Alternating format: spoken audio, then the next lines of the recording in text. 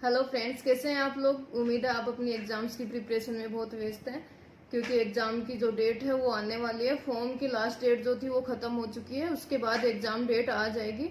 जिस तरह से कोरोना की सिचुएशन ठीक हो रही है और राजस्थान में जो है रिस्ट्रिक्शंस, जो लॉकडाउन है 1 जुलाई से वो खत्म होने वाला है, तो इस हिसाब से देखा जाए तो एग्जाम की डेट बहुत जल्दी निकलने वाली है। और अगर लास्ट ईयर की बात करें 2018 की, जो एग्जाम डेट जो थी 1 महीने के अंदर आ गई थी और फिर एग्जाम होकर 15 दिन के अंदर रिजल्ट आ चुका था और डॉक्यूमेंट वेरिफिकेशन की डेट अलॉट हो गई थी।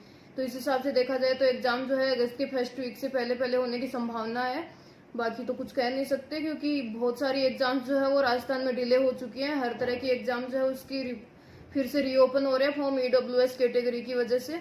और जो एग्जाम डेट जो है वो शिफ्ट होती जा रही थी, तो इस वजह से एग्जाम्स जो है स्लॉट भी अवेलेबल होने चाहिए उसके लिए।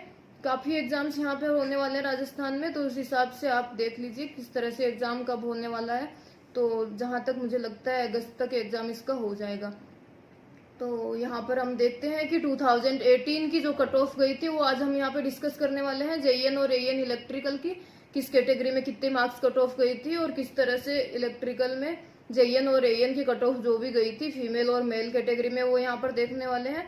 और आज मैं आपके साथ शेयर करने वाली हूँ अपना एक्सपीरियंस, जो भी मैंने एग्जाम लिखा था और किस तरह से मैंने उसकी प्रिपरेशन करी थी, किस तरह से अपना टाइम मैनेजमेंट किया था और कहाँ से मैंने अपनी प्रिपरेशन करी थी, किस तरह से मैंने एग्जाम दिया था और वहाँ पे भी क्या टाइम मैनेजमेंट, किसको ज्यादा फोकस किया था, किसको कम फोकस किया था।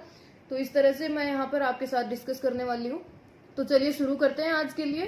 तो हम यहाँ पर देखेंगे कट ऑफ किस तरह से गई थी। तो यहाँ पर हम बात करें 2018 एईएन इलेक्ट्रिकल की, तो एईएन इलेक्ट्रिकल में जो हमारे पास टोटल पोस्ट थी वो 34 थी सारी कंपनीज को मिलाकर। और इस बार जो टोटल पोस्ट है हमारे पास 16 है।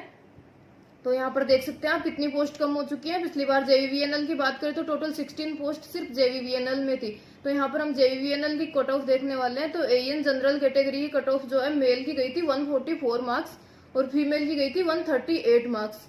तो इस बार आप देखिए कैटेगरी वाइज जो कट ऑफ है वो ज्यादा जाने वाले, क्योंकि पोस्ट बहुत कम है।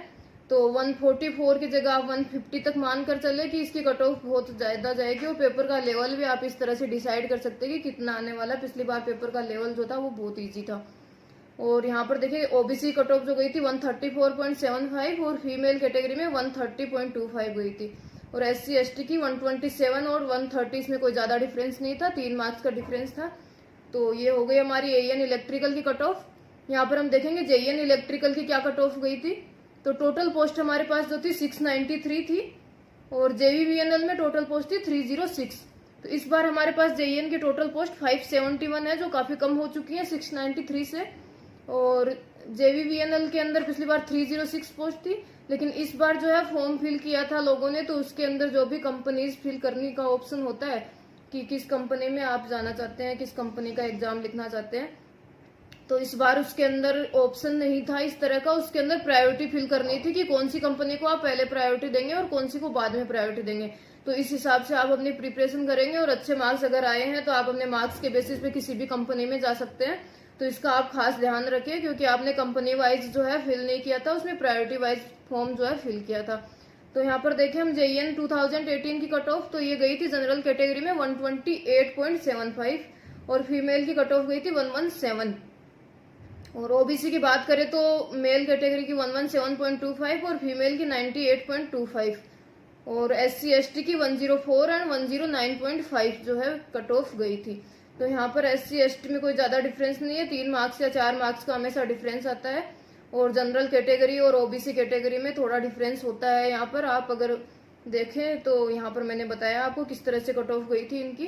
तो इस हिसाब से आप अपनी प्रिपरेशन करें। तो अगर लास्ट ईयर 2018 की बात करें तो उसकी कट ऑफ यहाँ पर आपने देख ली है और इस बार जो है नंबर ऑफ पोस्ट कम हो चुकी है, तो आप उसी हिसाब से अपनी प्रिपरेशन बढ़ा दीजिए, क्योंकि कट ऑफ ज्यादा जाने वाली है और पेपर का लेवल जो है वो भी हो सकता है पिछली बार से ज्यादा अच्छा आए इस बार, क्योंकि टेक्निकल का लेवल जो था वो बहुत ज्यादा इजी था पिछली बार और नॉन टेक्निकल का लेवल जो था वो भी टफ था, वो आप कह सकते हैं, क्योंकि वो तो आरआरबी और पीओ बैंक पीओ की एग्जाम जो है उसके अंदर जिस तरह का टेक्निकल आता है उसी तरह का टेक्निकल इसके अंदर आता है, नॉन टेक्निकल।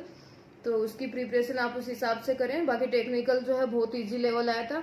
मैंने प्रीवियस ईयर का जो एईएन का पेपर है इलेक्ट्रिकल का वो भी सोल्व करके डाला हुआ है, तो आप जाकर वीडियो देख सकते हैं उसका।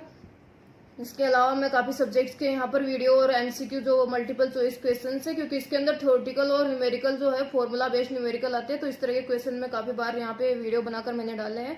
तो आप वहां पर जाकर अपनी प्रिपरेशन कर सकते हैं, देख सकते हैं कि आपकी तैयारी कितनी हो चुकी है। और अगर आप किसी भी तरह की उसमें वीडियो बनवाना चाहते हैं किस टॉपिक पे, अगर आपको किसी तरह का डाउट है तो आप कमेंट सेक्शन में जाकर मुझसे पूछ सकते हैं किस टॉपिक पे आपको वीडियो चाहिए, किस टॉपिक पे एमसीक्यूज चाहिए आपको क्वेश्चन आंसर, तो वो भी आप मुझे कमेंट सेक्शन में जाकर बता सकते हैं। तो मैं उस हिसाब से आपके लिए आगे वीडियो डाल दूंगी। तो यहाँ पर मैं बात करती हूँ अपने एक्सपीरियंस की कि मैंने किस तरह से एग्जाम लिखा था। तो ये जो है मैंने प्रिपरेशन करी थी, इसके लिए मैं आपको एक बुक सजेस्ट करूंगी। हालांकि मैंने इस बुक से प्रिपरेशन नहीं करी थी, मैंने अपनी कंटिन्यूअस जो प्रिपरेशन कॉलेज चल रहा था तो उस हिसाब से मैंने जो भी मेरी तैयारी की हुई थी मैंने उसी हिसाब से एग्जाम लिखा था। तो लेकिन फिर भी काफी मेरे दोस्तों ने प्रिपरेशन करी थी तो इस बुक से उन्होंने एग्जाम लिखा था। तो टेक्निकल के लिए मैं आपको एक बुक सजेस्ट करूंगी, ये है आर.के. राजपूत। इसके अंदर आपके पास टेक्निकल के जो है क्वेश्चन आंसर बहुत सारे दिए हुए होते हैं, मल्टीपल चॉइस क्वेश्चन है, तो आप यहाँ पे इसकी प्रिपरेशन कर सकते हैं। प्रैक्टिस करें अच्छे से, आप जितने क्वेश्चन हो सके सोल्व करें। इसके अंदर से आप जो है अपना टाइम डिसाइड कर सकते हैं। रात के टाइम सोते टाइम आप सोच सकते हैं कि मैं आज 2 पेज या 20 क्वेश्चन है या 50 क्वेश्चन है सोल्व करके देगा, क्योंकि इजी क्वेश्चन है तो आप काफी क्वेश्चन कम टाइम में सोल्व कर सकते हैं।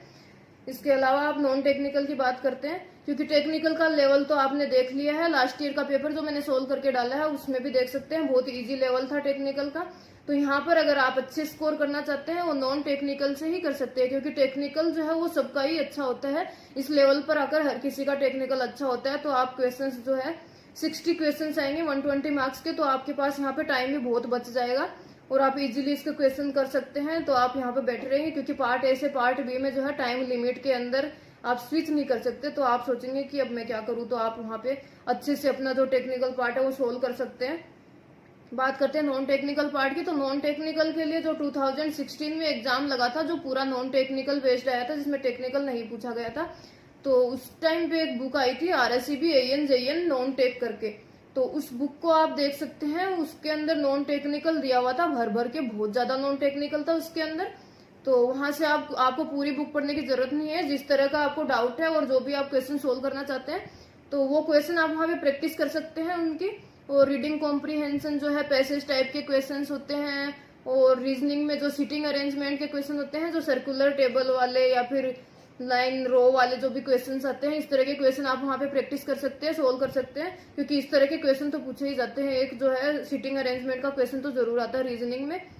तो अगर आप रीजनिंग जो है सोल्व करेंगे वहां पर, तो आप इसका ध्यान रखिए कि रीजनिंग के जो छोटे क्वेश्चन हैं या सारे हर तरह के पार्ट के जो भी शॉर्ट क्वेश्चन है, जो भी इजीली क्वेश्चन सोल्व हो जाते हैं, उनके ऊपर पहले फोकस करें। आप पहले उन क्वेश्चंस को सोल्व कर लीजिए, क्योंकि अगर आप स्टार्टिंग में ही सीटिंग अरेंजमेंट का क्वेश्चन लेकर बैठ गए और आपसे सीटिंग अरेंजमेंट नहीं बना, जैसे आपने गोला भी बना लिया है, उस पर आपने आदमी भी बिठा दिए, लड़के लड़कियां सबको बिठा दिया है, लेकिन उसके बावजूद भी आपको अच्छे से समझ नहीं आ रहा है, या फिर आपको जो है सीटिंग अरेंजमेंट में कहीं गड़बड़ हो गई है, तो उसके बेस्ट 5-6 क्वेश्चंस आते हैं, तो आप ना तो उसका सर्कुलर या गोला जो है सही से बना पा रहे हैं, और आपको जो है वहां पे हो जाएगा डिप्रेशन, क्योंकि आपको लगेगा कि मेरे तो 5-6 क्वेश्चंस यहाँ पर रह गए हैं, मैंने इतना तो 5-6 मिनट यहाँ पे टाइम वेस्ट कर दिया है, अब मैं क्या करूंगा या फिर क्या करूंगी, जो भी है। तो आप इस हिसाब से देखिए कि जो भी सर्कुलर टेबल या बड़े बड़े क्वेश्चंस आते हैं, जो पैसेज के आते हैं, रीडिंग कॉम्प्रीहेंशन टाइप के क्वेश्चंस आते हैं, हिंदी और इंग्लिश ग्रामर दोनों में आते हैं इस तरह के क्वेश्चन, तो ये क्वेश्चन जो है आप बाद में सोल्व करें, क्योंकि आप पहले शॉर्ट क्वेश्चंस या मल्टीपल चॉइस क्वेश्चंस यहाँ पे सोल्व करेंगे जो इजीली आंसर दे सकते हैं, तो आपका कॉन्फिडेंस बढ़ जाएगा यहाँ पे, तो आपको लगेगा कि मैं इतनी आसानी से सोल्व कर सकता हूँ क्वेश्चंस, तो आप बड़े क्वेश्चंस में फंस नहीं पाएंगे और जल्दी से बड़े क्वेश्चंस भी आप सोल्व कर लेंगे, और लास्ट में सोल्व करेंगे तो भी आप सोचेंगे कि मैंने काफी क्वेश्चंस तो सोल्व कर ही लिए, तो आपका कॉन्फिडेंस बढ़ेगा और आप यहाँ पे जो है उनको बहुत इजीली अपना माइंड जो है रिलैक्स करके सोल्व कर सकते हैं। इसके अलावा नॉन टेक्निकल में जो है मैं आपको सजेस्ट करूंगी कि जीके जो है यहाँ पे बढ़ गया 48 मार्क्स का। लास्ट ईयर के एग्जाम्स जो भी होते थे उसके अंदर डिफरेंट पैटर्न आता था, इस बार पैटर्न जो है चेंज हो चुका है यहाँ पे। तो English grammar, Hindi grammar, GK, reasoning और मैथमेटिक्स जो है इसके 8 क्वेश्चन आएंगे 8 मार्क्स के, और बाकी जो क्वेश्चंस टोटल 48 क्वेश्चंस है वो जीके से आएंगे। यहाँ पे 36 क्वेश्चन राजस्थान जीके के और बाकी 12 क्वेश्चन इंडिया जीके के आएंगे। तो आप राजस्थान जीके पे ज्यादा फोकस करें, करंट इवेंट्स जो हुए लास्ट 5 और 6 मंथ्स में। इसके अलावा स्टेटिक जीके जो होता है ये पूछा जाता है, जैसे फोक डांस क्या है, राजस्थान का राज्य पशु, राज्य पक्षी, ये सब के बारे में, और मोनूमेंट्स के बारे में पूछते हैं, फोर्ट कहाँ पे है, ये तरह का फोर्ट कहाँ है, इस तरह का मेला कौन सी जगह लगता है राजस्थान में, कौन सी जगह, जैसे बीकानेर के अंदर ऊंट महोत्सव होता है, जैसे हाथी का एलिफेंट जब मेला लगता है वो जयपुर में लगता है, काइट फेस्टिवल होता है, इस तरह के। और जो होते हैं अपने सिटीज के जो नाम है वो निकनेम दिए हुए हैं डिफरेंट डिफरेंट, जैसे जोधपुर ब्लू सिटी है, जैसलमेर गोल्डन सिटी बोला जाता है, इस तरह से। जैसे भीलवाड़ा को मैनचेस्टर ऑफ इंडिया कहा जाता है, इस तरह से क्वेश्चंस भी पूछे जाते हैं। तो आप स्टैटिक जीके पे भी फोकस करें और करंट जीके भी साथ साथ में पढ़े। तो इसके लिए आप एग्जाम डेट आने के बाद, एग्जाम डेट से 10 दिन पहले से आप इसकी तैयारी कर सकते हैं, ताकि आपको बार बार इसको पढ़ते जाएंगे वीडियोस को, क्योंकि बहुत सारे लोग वीडियोस यूट्यूब पे डालते रहते हैं डेली डेली करंट अफेयर्स के और स्टैटिक जीके के भी। तो आप वहां से अगर इसकी प्रिपरेशन करेंगे तो 10 दिन के अंदर आप बार बार वो वीडियोस देखेंगे तो आपके सामने क्वेश्चंस आते रहेंगे, तो आप उसकी प्रिपरेशन कर सकते हैं और याद रह जाएंगे आपको इजीली। इसके अलावा इंडिया जीके है वो भी आप पढ़ सकते हैं, 12 नंबर के क्वेश्चन वहां पे आएंगे, तो उसकी भी प्रिपरेशन करें आप। इसके अलावा रह गया हमारे पास मैथमेटिक्स, तो ये आती है 12th लेवल की, इंटीग्रेशन डिफरेंशिएशन टाइप के क्वेश्चन आते हैं। इसके अंदर भी काफी क्वेश्चंस जो है वो बड़े लेंथी क्वेश्चंस आते हैं, बहुत ज्यादा बार इस तरह के क्वेश्चन आते हैं। 1-2 क्वेश्चंस तो बहुत ज्यादा डिफिकल्ट होते हैं, तो इसके अंदर आपको फंसने की जरूरत नहीं है। अगर आपने 1-2 क्वेश्चन इसके छोड़ भी दिए तो इससे कोई फर्क नहीं पड़ेगा। इसके बजाय आप 5-6 क्वेश्चन और किसी सब्जेक्ट के सोल्व कर सकते हैं इजीली।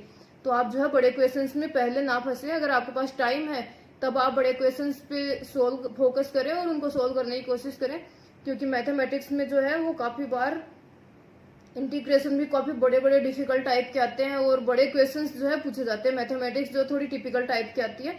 बाकी एप्टीट्यूड रीजनिंग जो है ये आरआरबी का एग्जाम जो होता है, एसएससी जेई का एग्जाम होता है, बैंक पीओ का एग्जाम होता है, इसके प्रीवियस ईयर पेपर जो है वहाँ पे नॉन टेक्निकल इनमें पूछे जाते हैं, तो वो आप सोल्व कर सकते हैं, उनकी प्रैक्टिस करें तो वहां से उसी तरह का लेवल इसके अंदर आता है। तो इस तरह से मैंने बता दिया। टाइम मैनेजमेंट आपको मैंने बता दिया कि टेक्निकल में आपके पास क्वेश्चंस होंगे 60 120 मार्क्स के और इजी पेपर आता है, मैंने सोल्व कर रखा है, पहले भी आपको दिखाया है सोल्व करके, तो वो आप बहुत इजीली कर सकते हैं। तो आप फोकस करें नॉन टेक्निकल पार्ट पे। टाइम मैनेजमेंट भी यहाँ पर जरूरत है आपको, तो मैंने बताया आपको किस तरह से पहले क्वेश्चन कौन से सोल्व करने हैं और बाद में किस तरह के क्वेश्चन पे फोकस करना है। तो इस तरह से आप अपनी प्रिपरेशन कर सकते हैं। आगे और वीडियोज के लिए आप बने रहिए मेरे साथ, और मेरा यूट्यूब चैनल जो है वो सब्सक्राइब कर लीजिए। और जिस तरह के भी आपको वीडियो चाहिए हैं, यहाँ पे मैंने काफी वीडियोस बनाकर डाले हैं। जो भी सब्जेक्ट है मैंने नेटवर्क थ्योरी जो है उसके काफी वीडियोस डाले हैं, हर तरह का टॉपिक मैंने कवर कर दिया है। इसके अंदर जो भी शॉर्ट क्वेश्चंस बनते हैं थ्योरेटिकल और फॉर्मूला बेस्ड क्वेश्चन, वो सारे मैंने यहाँ पे करवा दिए, तो आप मेरे वीडियोस जाकर देख सकते हैं। इसके अलावा आपको जिस सब्जेक्ट के अंदर डाउट है आप कमेंट सेक्शन में जाके कमेंट बॉक्स में लिखें आप मुझे, तो मैं आपका जो है डाउट सोल्व कर दूंगी वहाँ पे। और आपको जिस तरह के वीडियो बनवाने, जिस सब्जेक्ट पे आपको एमसीक्यू के वीडियो चाहिए, तो आप उसके लिए भी आप कमेंट सेक्शन में लिख सकते हैं, मैं उसके वीडियोस बनाकर डाल दूंगी आपके लिए। तो इस तरह से आप अपनी प्रिपरेशन जो है करते रहिए, और उम्मीद करती हूँ आप लोगों का भी सिलेक्शन हो जाएगा। तो आप बिल्कुल जो है अपनी प्रिपरेशन पे फोकस करें, सब कुछ छोड़कर जो है आप इसके पीछे लग जाएं और करते रहें प्रिपरेशन। एग्जाम डेट जो है वो बहुत जल्दी आने वाली है, तो आप मेरा चैनल सब्सक्राइब कर लीजिए। धन्यवाद।